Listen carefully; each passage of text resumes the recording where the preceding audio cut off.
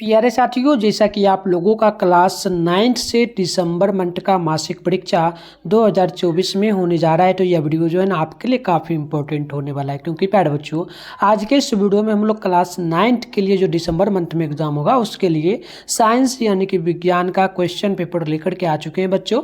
और आपको बता दें, जो आपका साइंस का एग्जाम होगा यह 24 दिसंबर के दिन आपका एग्जाम लिया जाएगा। ठीक है, तो इस वीडियो में हम लोग ऑब्जेक्टिव सब्जेक्टिव दोनों का आंसर की आपको बताएंगे और इसका पीडीएफ आप कहां से डाउनलोड कर पाएंगे, ये सारा चीज़ आगे आपको सिखाएंगे।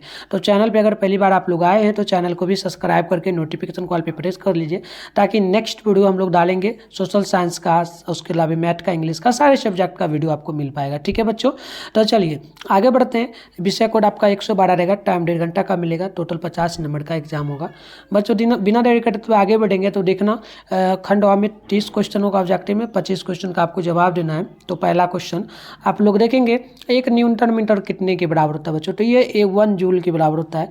पहला का ना आप लोग डी नंबर याद रखिएगा।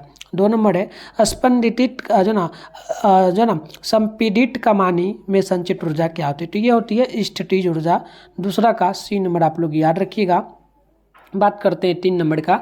तो बोला, ऊपर से नीचे की ओर स्वतंत्र रूप से गिरते हुए पिंड में कौन सी ऊर्जा होती है बच्चों?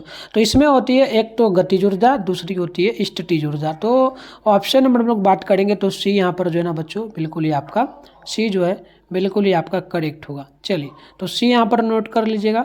आगे बढ़ते हैं, नेक्स्ट क्वेश्चन आप लोग देखेंगे बच्चों। तो यहाँ पर जो है आपका क्वेश्चन नंबर 4 है, कार्य करने की दर को क्या कहते हैं? तो कार्य करने की दर को हम लोग पावर कहते हैं, यानी शक्ति। राइट आंसर सी होगा। 2 नंबर है 1m तथा 2m द्रव्यमानों के पिंड एक समान वेग से चल रहे हैं, तो इसकी गतिज ऊर्जाओं का अनुपात को देखो समान है, यानी कि जितना m है तो m रहेगा, और जितना बच्चों इस प्रकार से भी कर सकते हो, बट्टे में भी कर सकते हो, 2m है तो 2m कर सकते हो।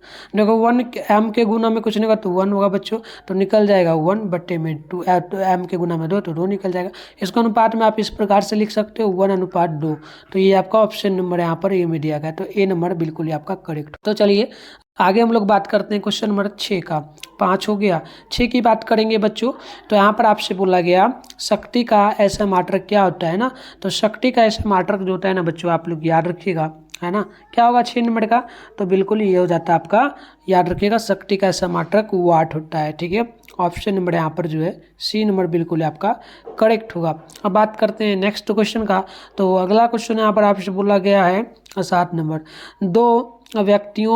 यदि दो व्यक्ति अलग अलग प्रत्येक 5 kg की 2 वस्तुओं को 30 मीटर की ऊंचाई पर क्रमशः 2 तथा 4 मिनटों में ले जाते हैं, तो वस्तु पर किया गया कार्य क्या होगा?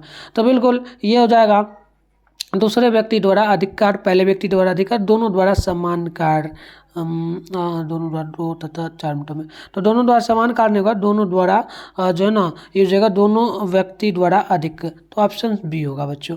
आगे हम लोग बात करेंगे ना, नेक्स्ट क्वेश्चन है आपका 8 नंबर। एक भवन की ऊंचाई 72 मीटर है, 60 kg का एक मनुष्य ऊपर तक चढ़ने में कितना कार्य करेगा? तो बिल्कुल याद रखिएगा, ये 72 जूल के बराबर होगा। ऑप्शन नंबर बी होगा, बिल्कुल ये 8 नंबर का करेक्ट। ठीक है, 8 नंबर का भी होगा बच्चों। अब बात करते हैं नेक्स्ट क्वेश्चन का। तो अगला क्वेश्चन है 9 नंबर। प्रश्न बोला, यदि 5 सेकंड में कोई मशीन 640 जूल कार्य करती है तो मशीन की शक्ति क्या होगी? तो मशीन की शक्ति हो जाएगी जो ना 64 वाट। राइट आंसर बी होगा, आप याद रखिएगा। क्वेश्चन नंबर 10 है, आवृत्ति का ऐसा मात्रक क्या होता है? तो आवृत्ति का ऐसा मात्रक नैनोमीटर होता है। आप लोग बी नंबर याद रखेंगे 10 नंबर क्वेश्चन का। चलिए आगे बात करते हैं बच्चों नेक्स्ट क्वेश्चन का। तो नेक्स्ट क्वेश्चन आपसे यहाँ पर ना 11 बोला, कैल्शियम जो ना फास्फेट का सही सूत्र क्या है? तो इसका सही सूत्र हो जाएगा CA3PO4 2। ऑप्शन नंबर जो है ना डी होगा। नेक्स्ट क्वेश्चन 15 है, 2 मोल NH3 का द्रव्यमान क्या होगा? तो इसका हो जाएगा द्रव्यमान हम लोग बात करेंगे, तो ये बिल्कुल ही आपका हो जाएगा 15 ग्राम। राइट आंसर बी सी हो जाएगा। नेक्स्ट है 13 नंबर, 10 ग्राम कैल्शियम यानी कि CA में उपस्थित मोलों की संख्या बताइए। तो मोलों की संख्या जो है ना ये हो जाएगा 0.25 मोल। ऑप्शन बी होगा। अब बात करते हैं हम लोग नेक्स्ट क्वेश्चन का। 14 नंबर है, CaSO4 में CA की संयोजकता क्या होगी?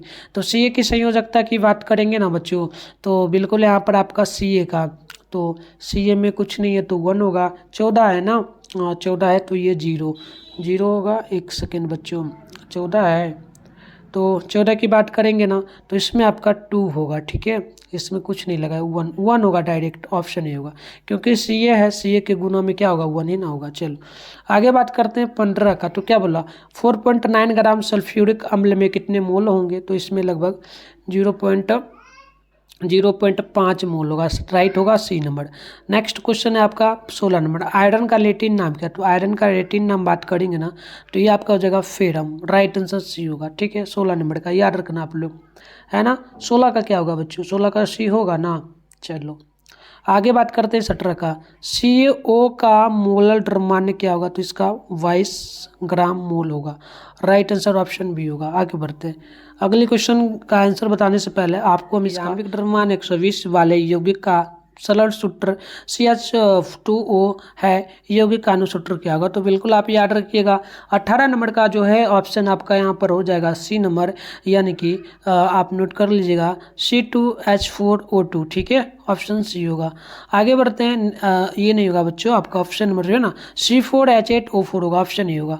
बात करते हैं 19 का, अमोनिया NH3 में नाइट्रोजन की संयोजकता कितनी होगी, तो नाइट्रोजन में संयोजकता की संख्या की अगर हम लोग बात करेंगे ना बच्चों, तो बिल्कुल 19 नंबर का ऑप्शन आपका हो जाएगा कितना, चलिए बिल्कुल नाइट्रोजन में संयोजकता ये 4 हो जाएगा, डी नंबर याद रखिएगा। क्वेश्चन नंबर 20 है, एटेनोइक अम्ल का अनुसूत्र यदि C2H4O2 है तो इसका सरल सूत्र क्या होगा, तो बिल्कुल याद रखिएगा 20 नंबर का ऑप्शन डी होगा, यानी कि बात करेंगे CH2O, ऑप्शन नंबर डी होगा।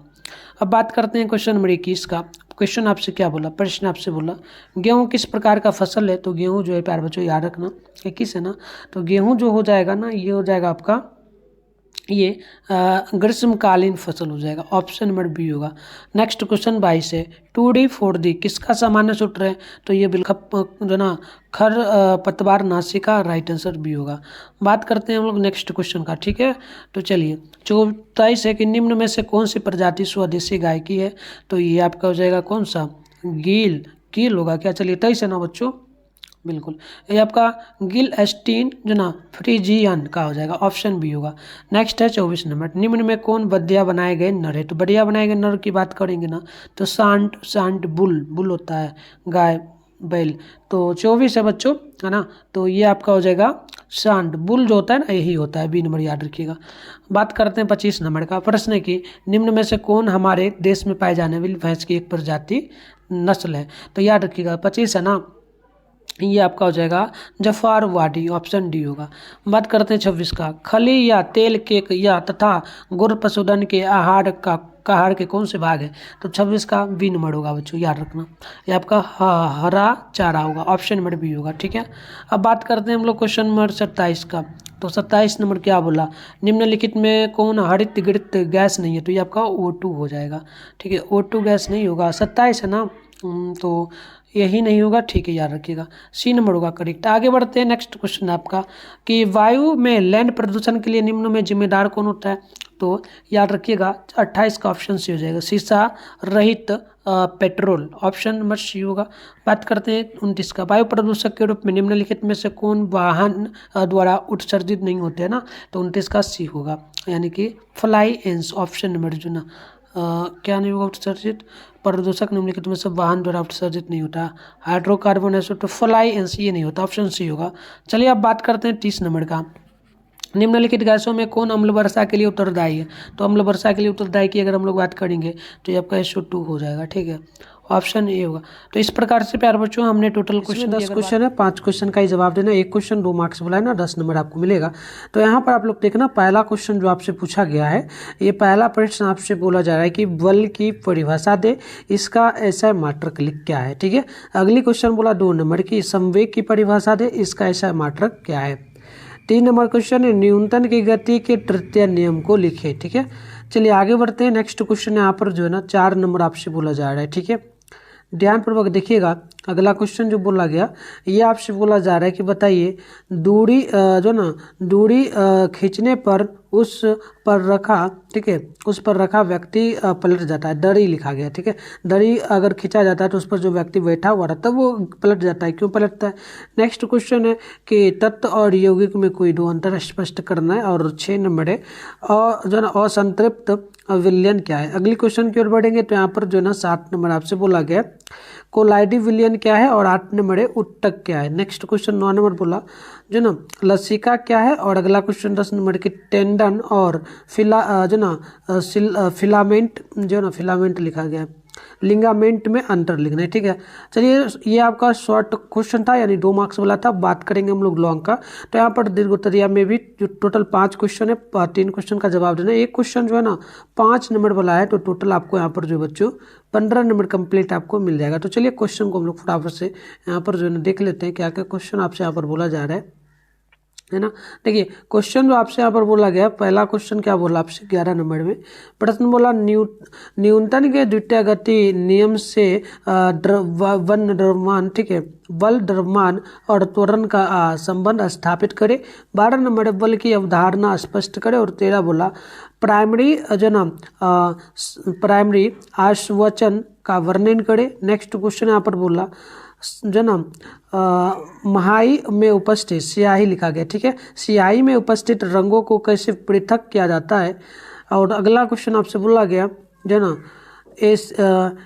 एथीआर समी उत्तक का कहाँ पाया जाता है, इसकी परिभाषा देना है। थोड़ा ढूंढला है, कोई बात नहीं, छोड़ देना है। ठीक है, चलो ये क्वेश्चन मैंने दिखाया, सबका उत्तर भी हम लोग लेकर के आए। इसका पीडीएफ वगैरह मैं आपको बताऊंगा कहाँ पर मिलेगा। ठीक है, तो मैं आपको ये सारे क्वेश्चन का पहले पीडीएफ बता देता हूँ डाउनलोड करने के लिए। इसके बाद हम आपको अभी वीडियो में सारा आंसर बताएंगे। इसके लिए आप लोग क्या करिए, गूगल ओपन करके सर्च बार के आइकन पे क्लिक करके इसको डाउनलोड कर सकते हैं। कैसे करना है चलिए फटाफट से हम लोग सीख लेते हैं। इसके लिए सबसे पहले आप अपने फ़ोन में गूगल को ओपन करके सर्च बार के आइकन पे क्लिक करिए। और अभी आप इस चैनल पे जो वीडियो देख रहे हो, चैनल का नाम मिथुन स्टडी सेंटर, गूगल में आकर के आप लोग क्या करेंगे, सर्च कर लीजिएगा। फिर आपको ऊपर करना है, ऊपर करिएगा ना, फर्स्ट में मिथुन स्टडी सेंटर का ऑफिशियल वेबसाइट मिलेगा, इस पर आप लोग क्लिक कर लीजिए। क्लिक करते ही आपके सामने जो है इस प्रकार से इंटरफेस ओपन हो जाएगा। अब आपको आराम से स्क्रॉल डाउन करके नीचे बढ़ना है। नीचे बढ़ोगे बच्चों तो इस प्रकार से आपको चले आना है। ठीक है, तो चलिए नीचे हम लोग आते हैं। यहाँ पर देखिएगा आपके सामने जो है ना क्लास 9 का सेशन मिलेगा। Class 9 December monthly exam all subject question paper download 2024 लिखा हुआ मिलेगा।